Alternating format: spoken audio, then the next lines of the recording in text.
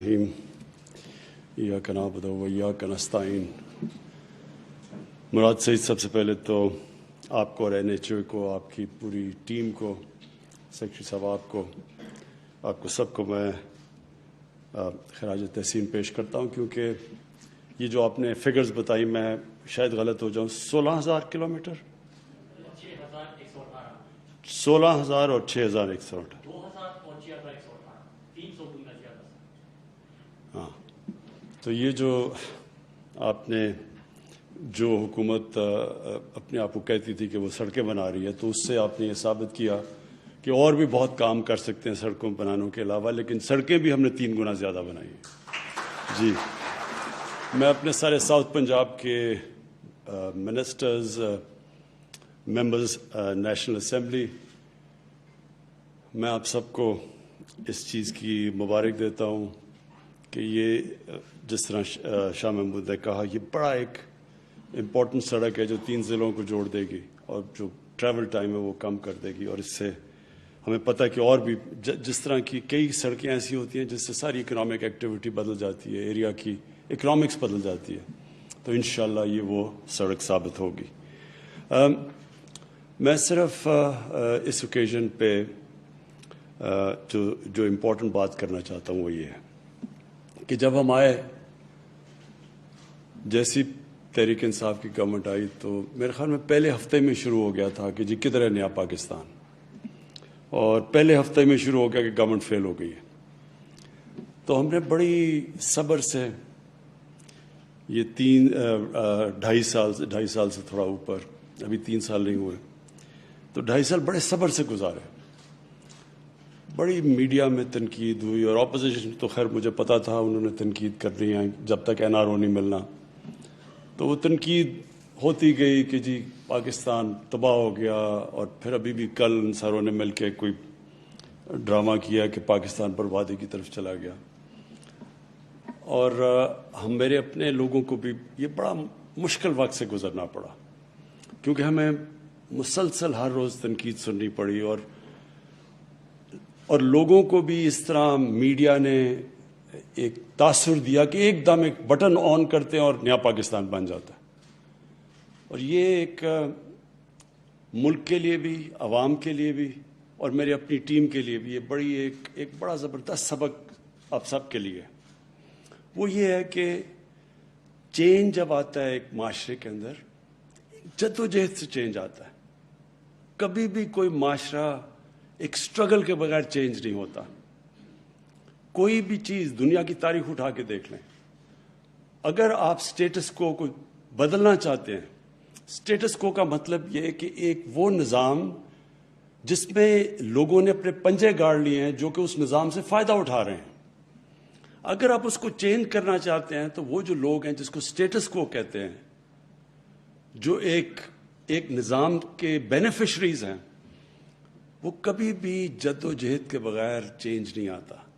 ये बिल्कुल ऐसे है कि एक आपने अपने आप को आज़ाद करना है, मसलन अंग्रेज़ों से आज़ादी लेनी है, तो उसकी एक बड़ी तवील जद्दोजहद थी, उसके बाद आज़ादी मिली थी। आज़ादी की वो तो 1857 के अंदर, 1857 में एक कोशिश, बड़ी कुर्बानियाँ दे के लोगों ने कोशिश की, और वो फेल हो गई आज़ादी की जंग। लेकिन तब से 1947 तक वो मुसलसल जद्दोजहद चलती रही, उसमें ऊंच नीच आती रही। हमारे जो अजीम लीडर थे कायद आज़म, उनकी आप स्ट्रगल देखें, कभी वो ऊपर जाते थे, फिर वो दिल बर्दाश्ता होकर इंग्लैंड चले गए, फिर वापस आए, फिर स्ट्रगल हुई। तो ये जो आज़ादी की स्ट्रगल है, चाहे आप माफिया से आज़ाद हो रहे हो या एक करप्ट निज़ाम से आज़ाद हो रहे हो, ये जद्दोजहद का नाम है। ये कभी भी ऐसे नहीं होता कि एकदम आप आज़ाद हो जाते हैं। जो अभी जिस जगह पाकिस्तान खड़ा है, एक बहुत, मैं समझता हूं कि 1947 के बाद ये एक बहुत बड़ी स्ट्रगल चल रही है पाकिस्तान का निज़ाम बदलने के लिए, माफियाज से अपने आप को आज़ाद करने के लिए। हर जगह माफियाज बैठे हुए हैं, हर जगह उनकी कोशिश है कि किसी तरह ये गवर्नमेंट फेल हो, ताकि वो फिर उसी तरह एक करप्ट निज़ाम से फ़ायदा उठाते रहे। तो अपनी कौम के लिए, अपनी टीम के लिए یہ جو آج پاکستان سٹرگل کر رہا ہے، یہ سب سے امپورٹنٹ سٹرگل ہے پاکستان کی فیوچر کے لیے، اپنے آنے والی جنریشنز کے لیے، ہماری نسلوں کے لیے بڑی امپورٹنٹ سٹرگل ہے. یہ سٹرگل ہے رول آف لا کی، قانون کی حکمرانی کی سٹرگل. یہ سب سے یہ جو قانون کی حکمرانی کی سٹرگل ہے، اس سے ہی ایک معاشرہ بدلتا ہے. جب یہ طاقتور کو قانون کے نیچے لے کے آتا ہے، وہ دنیا کی تاریخ اٹھا کے دیکھ لیں، وہ معاشرہ اوپر جاتا ہے. آج آپ سارے خوشحال ملک دیکھ لیں، جو بھی ملک خوشحال ہے وہاں قانون کی حکمرانی ہے، وہاں طاقتور قانون کے نیچے ہے، وہاں کوئی چینی مافیا نہیں پھر رہا، کوئی قبضے مافیا نہیں ہے، وہاں کوئی پولیٹیکل مافیاز نہیں ہے. کہتے ہیں کہ جی ہمیں NRO دو، نہیں تو ہم گورنمنٹ گرا دیں گے. فوج کو بلا رہے ہیں کہ فوج آگے گورنمنٹ گرا دے. اپنے آپ کو ڈیموکریٹک موومنٹ کہتے ہیں، فوج کو کہہ رہے ہیں کہ گورنمنٹ گرا دو، کیونکہ ان کا ساروں کا مقصد اپنے انٹرسٹ پروٹیکٹ کرنا ہے. یہ سارے جو مافیاز ہیں، یہ اپنے مفادات کی حفاظت کی جنگ لڑ رہے ہیں، اور اس کے لیے وہ تیار ہیں گورنمنٹ گرانے کے لیے، کچھ بھی کرنے کے لیے تیار ہیں. باہر پیسے پڑے ہوئے ہیں ان کے ارب ارب ڈالر، ڈر لگا ہوا ہے کہ یہ گورنمنٹ آئے گی تو پیسے ان سے واپس آ جائیں گے. ان کی ساری چوریاں سامنے آ رہی ہیں، تو ان کی کوشش یہ ہے کہ اس سے پہلے گورنمنٹ کو کسی نہ کسی طرح گرا دو. تو پہلے تو معیشت تباہ کر دی، یہ ڈرامہ چلتا رہا. پھر پتہ چلا کہ وہ معیشت کرونا کے باوجود، ہندوستان میں ذرا دیکھیں آج کیا حالات ہیں. ہمارا اور ہندوستان کا ایک ہی طرح کے جو آبادی ہے، جو ڈینسٹی پاپولیشن ہے، جو موسم ہے، ہمارا تو ان سے ملتا جلتا ہے. ہندوستان کی حکومت نے کیا فیصلے کیے، آج ان کا کیا حال ہے. ہم نے کیا فیصلے کیے، آج اللہ نے ہمیں کیسے نکالا ہے. اور اس کے باوجود جب ان کا -7 پہ گروتھ ریٹ ہے، ہمارا 4% پہ چلا گیا، جبکہ ہمارے ہندوستان سے بہت برے حالات تھے. ہندوستان کے مقابلے میں پاکستان کے حالات جب کورونا آئی ہے تو دیکھیں ان کے تو بڑے خوشحال، ان کے جو ملکی گروتھ ریٹ تھی، ان کے ریزروز تھے، ان کے روپے پہ پریشر نہیں تھا، ان کے تو ریزروز بہت بڑے تھے. ان کے مقابلے میں دیکھیں کہ پاکستان نے کس طرح یہ ایک سال، پہلا سال سٹیبلائز کرنے میں لگایا، دوسرا سال کورونا آ گئی. کورونا سے پھر اپنے لوگوں کو بھی بچانے کی کوشش کی، اپنی معیشت کو بھی بچانے کی کوشش کی. اور اللہ کا شکر ہے، کوشش انسان کرتا ہے، کامیابی اللہ دیتا ہے. تو جو آج جدھر ہم کھڑے ہیں اور جدھر آگے ہم جا رہے ہیں، اب میرا ایمان ہے کہ جو سب سے مشکل وقت تھا اس سے ہم نکل گئے ہیں. آگے جو انشاءاللہ وقت آ رہا ہے، یہ پاکستان کی جو ترقی آ رہی ہے وہ یہ نہیں ہوگی جس طرح پہلے کے سائیکل اوپر نیچے جس طرح ہم جا رہے تھے. یہ اب پاکستان وہ ادھر سے سفر شروع کرے گا جدھر سے ایک وقت پہ سارے ایشیا کے اندر پاکستان کی چوتھی اکانومی تھی 1968 میں. انڈیا، جاپان، چائنا اور انڈیا کے بعد چوتھا پاکستان تھا. اور اس کے بعد دیکھیں کہ ہم کدھر چلے گئے. تو وہ پھر سے وہ ساری جو پالیسیز ہیں، اپنی انڈسٹری کو انکریج کرنا، اب اپنے ایگریکلچر کو اٹھانے لگے ہیں. ابھی بھی ماشاءاللہ جو فصلیں ہوئی ہیں، پہلے کسانوں کو پیسے لے کے دیے، جو شوگر ملز پیسے نہیں دیتے تھے. ایک سال بیچارہ کسان انتظار کرتا تھا. پہلے اگر 180 ریٹ ہے تو 120 روپے ملتا تھا اس کو. پورا پیسہ ملا ہے، ٹائم پہ ملا ہے. اس پیسے کو کسان نے اپنی زمین میں لگایا، ریکارڈ پیداوار آئی ہے. اور جب کسان پیسہ بناتا ہے تو وہ لنڈن میں، میفر میں فلیٹ نہیں لیتا، وہ اپنی زمین پہ پیسہ لگاتا ہے، ملک کو خوشحال کرتا ہے. انشاءاللہ اب کسانوں کے لیے جو ہم پیکج لے کے آ رہے ہیں، انشاءاللہ آپ دیکھیں گے کہ پہلے یہ 60s میں جو صحیح معنی میں ایک دفعہ جو آئی تھی گرین ریولوشن، ایک کسانوں کے لیے اور دوسرا انڈسٹری کے لیے. پھر جو اسپیشل اکنامک زونز ہیں، جو ہمارے چائنا کے ساتھ اب سی پیک کا جو فیز، اگلے فیز میں جا رہے ہیں، ان کی انشاءاللہ انڈسٹریز کی ری لوکیشن ہماری اسپیشل اکنامک زونز، تاکہ ہم ایکسپورٹس اپنی بڑھائیں. آئی ٹی کی ایکسپورٹس دگنی ہوگی اور انشاءاللہ یہ دگنی سے بہت تیزی سے اوپر جائیں گی، کیونکہ پہلی دفعہ اب ہم آئی ٹی کے اوپر زور لگا رہے ہیں اور ہمارا ینگ پاپولیشن ہے، آئی ٹی کے اوپر زور لگایا. تو یہاں تو بہت پوٹینشیل ہے. جو آج جو وہ کام کریں جو 20 سال پہلے کرنے چاہیے تھے، جو ہندوستان نے کیے، اور جو آج ان کی 80 یا 90 ارب ایکسپورٹ ہے آئی ٹی کی، ہم کہاں سے کہاں جا سکتے تھے اگر ہم یہ پہلے جو اب ہم چیزیں کر رہے ہیں. اس کے بعد 10 ڈیمز بن رہی ہیں پاکستان میں. پہلی دفعہ واٹر سٹوریج کے اوپر زور لگایا, کلین انرجی کے اوپر. ہمارے پاس 50,000 میگا واٹ کا ہمیشہ پوٹینشیل تھا ہائیڈرو الیکٹریسٹی کا, لیکن کسی نے, کیونکہ اگلے الیکشنز کا سوچتے تھے, کسی نے ڈیمز کا نہیں سوچا.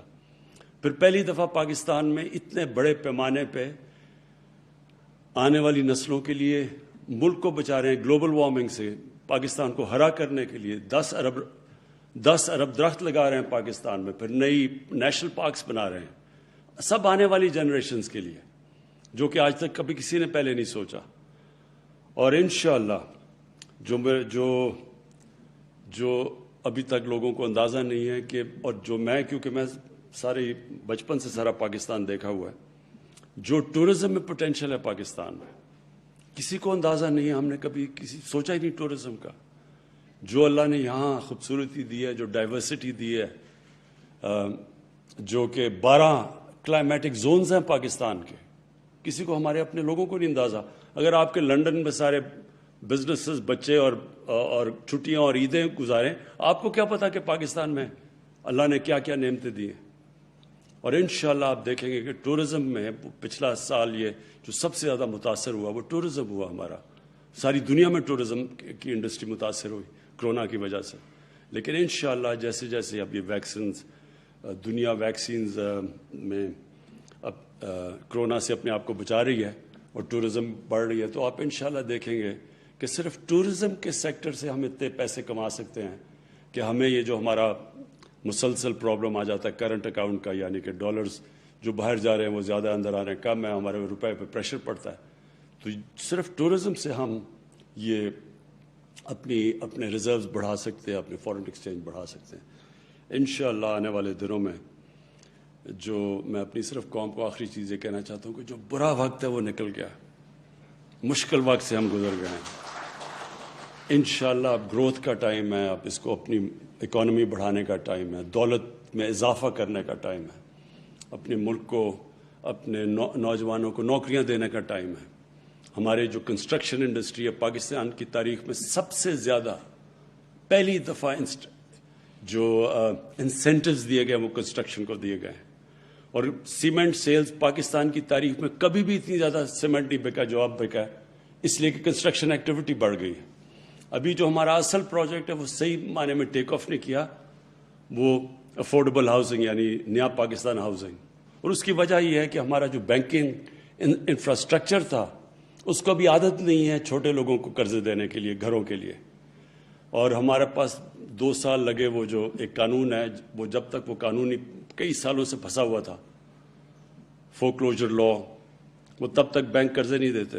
تو وہ 2 سال, 2.25 سال کے بعد وہ قانون ہم نے بینک عدالت سے کلیئر کروایا, اور تب سے اب ہم پورا زور لگا رہے ہیں. اور اب تک 60 ارب روپے کے بینکوں سے 60 ارب روپے کے قرضے کی ڈیمانڈ آ چکی ہے بینکوں میں, جو چھوٹے نئے پاکستان ہاؤسنگ میں یہ جو چھوٹے چھوٹے 5 مرلے کے گھر ہیں, یعنی کہ وہ لوگ جو آج تک سوچ بھی نہیں سکتے تھے کہ ان کا اپنا گھر ہوگا, تنخواہ دار طبقہ, یہ جو مزدور, جو گریڈ 4 پہ کام کرنے والے, سرکاری نوکر, جو پولیس والے, یہ کوئی بھی ویلڈر, میکینکس, یہ کبھی اپنا سوچ نہیں سکتے تھے کہ ان کے پاس اتنا پیسہ گیا گھر بنانے کا. لیکن یہ جو ہمارا نیا پروجیکٹ ہے کہ جو آپ کرایہ دے رہے ہیں, جو لوگ 15-20 ہزار کرایہ دیتے ہیں, وہی قسطوں میں چلا جائے گا اور گھر بھی اپنا بن جائے گا. یہ پہلی دفعہ پاکستان میں انشاءاللہ شروع ہو رہا ہے. اور یہ اب اس کے اوپر ہم اور بھی طریقے لے کے آ رہے ہیں. بینکوں کے علاوہ ایسے فائنانس ہاؤسز لے کے آ رہے ہیں, یہ شوکت ترین ابھی کرنے لگے ہیں, تاکہ وہ صرف اور صرف ان کا کام ہی ان بینکس کا ہاؤسنگ کے لیے قرضے دینے کے لیے. تو یہ بھی ایک, یہ جب ٹیک آف ہو جائے, یہ ایک اور چیز ہے جس سے سب سے زیادہ روزگار شہروں میں ملتا ہے جب کنسٹرکشن انڈسٹری چلتی ہے. کیونکہ کنسٹرکشن جب چلتی ہے تو 30 اور انڈسٹریز اس کے ساتھ جڑی ہوئی ہیں, تو سارا ایک پورا معیشت اٹھ جاتی ہے اس کی وجہ سے.